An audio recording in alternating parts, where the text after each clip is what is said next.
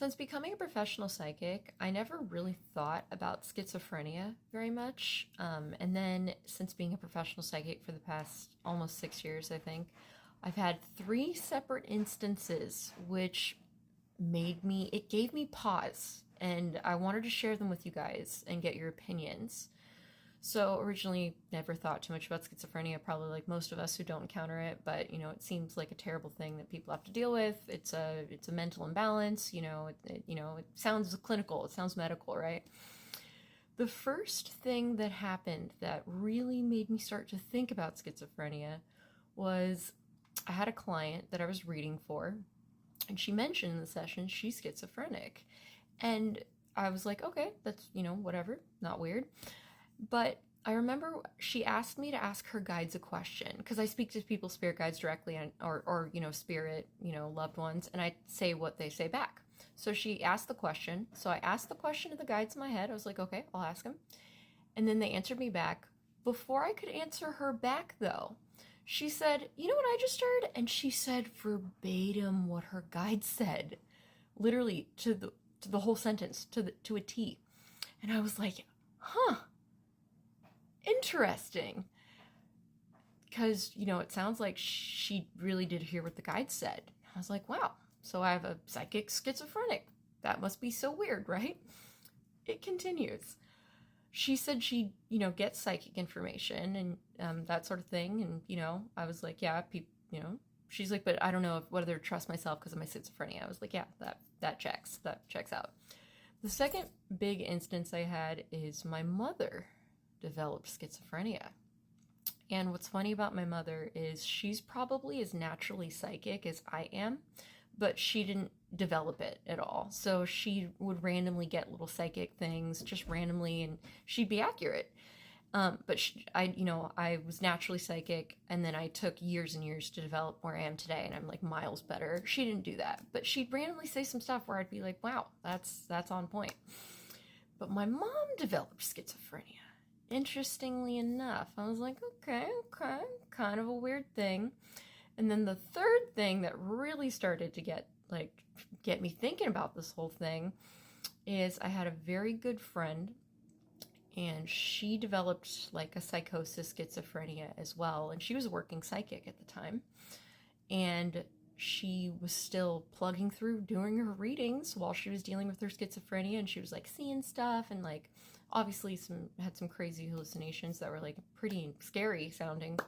Poor her, obviously. But she was still doing her readings for clients through her schizophrenia episode. And she said, I've never been more accurate. She was saying stuff that people could verify and that sort of thing. So all of these things together kind of got me thinking, right? So I started researching it. There's a phrase that I found on the internet that's been it's kind of a common knowledge that psychics are swimming in the waters that schizophrenics are drowning in. And this is not an original thought, obviously, from the phrase. Other people have kind of surmised this as well, but I do kind of feel like there's something with the schizophrenic where obviously something's off with your balance, your chemistry.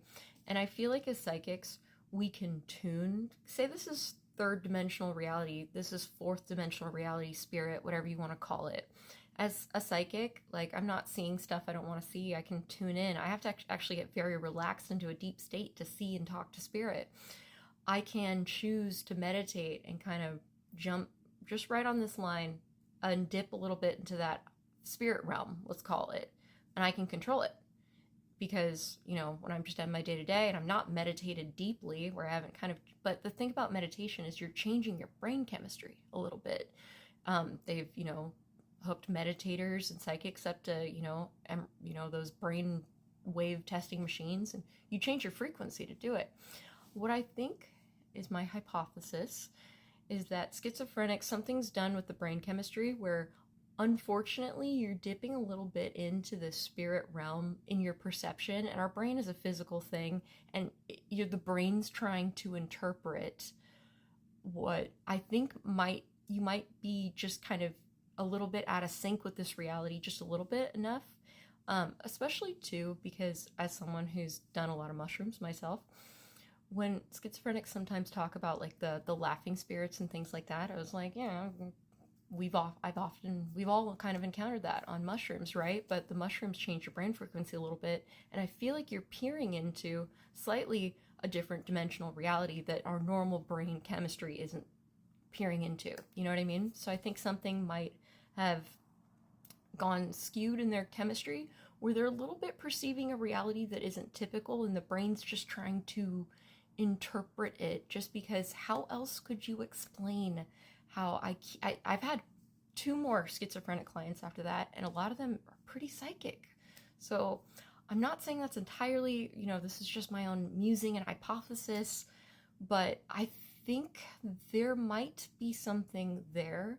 And if we could maybe start looking into this from that perspective, maybe we could look in a way to kind of help schizophrenics.